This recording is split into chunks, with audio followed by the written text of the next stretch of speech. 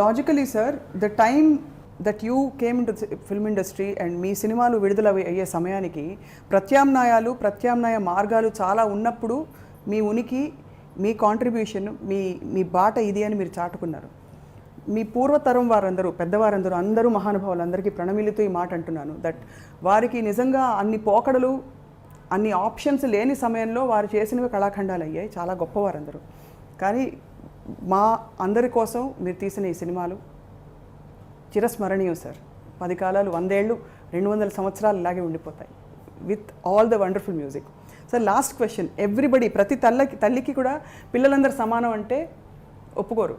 అలాగా మీకు ఖచ్చితంగా this is my actor, this is my heroine and this is my song అని కొన్ని ఫేవరెట్స్ ఉంటాయి. ఒక 2-3 ఫేవరెట్స్ మాత్రం మాకు చెప్పండి సార్. ఇది మా తెలుగు ప్రేక్షకులు సాక్షి. నిజమే, అందరూ అడిగే ప్రశ్న ఇది. నేను అడుగుతారు కాబట్టి జంకుతూ అడిగాను. కానీ అడగక్కర్లేదు, నేను స్ట్రైట్గానే అడగచ్చు.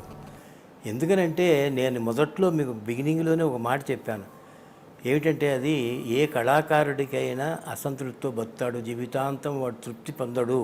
తను ఏ పని చేసినా నాకు దాదా ఫాల్కే అవార్డు వచ్చేసింది, నాకు నా జీవితం ధన్యమైపోయింది ఇంతటితో అని అనుకుంటే that is beginning of my fall.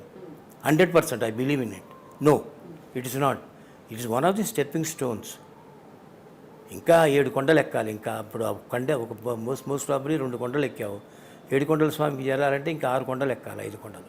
That I should always remember. ఇంకా 5 ఉన్నాయి, ఇంకా 4 ఉన్నాయి, ఇంకా 3 ఉన్నాయి అనే మాట మీద మనకి నమ్మకం ఉన్నప్పుడు అది డెఫినెట్గా అలా అనుకోవాల్సింది తప్ప నేను ఎప్పుడు దీనికి ఒకటే సమాధానం, ఇప్పుడు కూడా అదే చెప్పబోతున్నాను.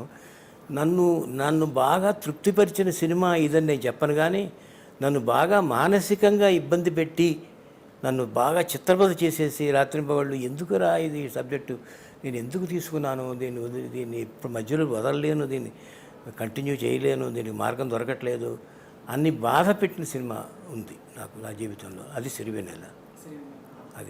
అది మాత్రం నేను I'm always coating that film.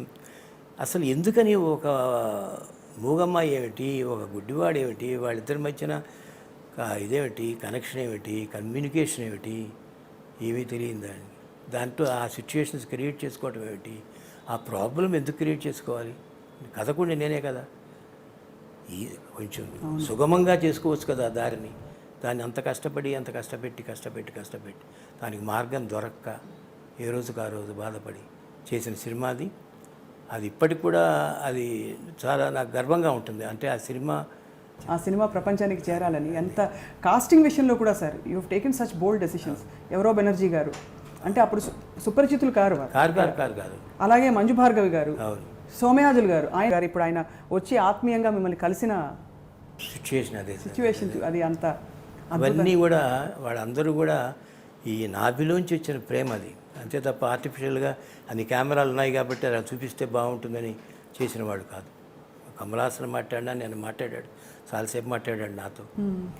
And they were all very sincere in their approach and talk. So that's why నా సాటిస్ఫాక్షన్ ఏంటంటే అందరూ అడుగుతారు, మీరు ఎవరితో మీరు కంఫర్టబుల్గా ఫీల్ అవుతారు, ఎవరితో మీకు బాగా ర్యాపో ఎక్కువ. ఇందాక అడిగిన ప్రశ్నే ఊరే నేను దాన్ని ఇదిగా చెప్తున్నాను. ఏ ఫీమేల్ ఆర్టిస్ట్ మీకు చాలా ఇదిగా ఉంటుంది. నాకు అట్లా ఏ భేదము లేదు. ఆ పిక్చర్ అయ్యేంత వరకు నేను ఆ చిరంజీవితో పనిచేస్తుంటే అతను నా సొంతం. I will be positive of him and he will be positive of me. అది అయిపోతుంది, వదిలిపెట్టేసుకుంటున్నామంటే అది ఏమిటోగా ఉన్నట్టుగానే ఉంటుంది. నిజంగానే అట్లా ఉంటుంది.